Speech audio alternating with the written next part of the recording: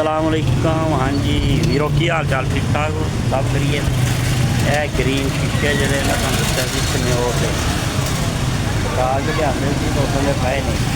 काम है स्लो बुखार आराम आराम ना काम है कोई नहीं और कोई तो ये लेट इतने हो रहा पेंट ठीक है। पेंट की वजह तो जोड़ा ना लगे हुए ने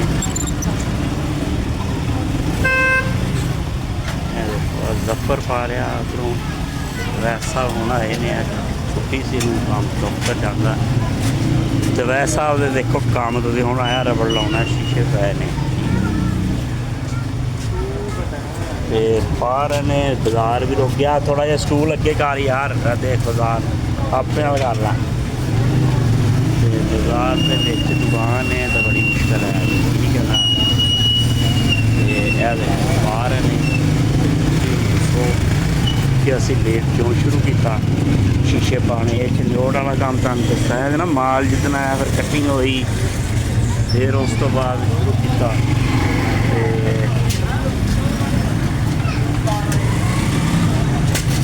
अज जरा शुरू किया कहना दुकान के की है मैडिकल स्टोर का शानदार नज़र आ रहा वो भाई मैडिकल स्टोर नहीं आ है सादा शॉप ही शीशे रखे ठीक है ना ला रहे सफर ऑफर है वैसे और कमेंट दसो ज़रा ग्रीन शीशा बिल्डिंग अच्छा लगता कैसा है हैप्पी टू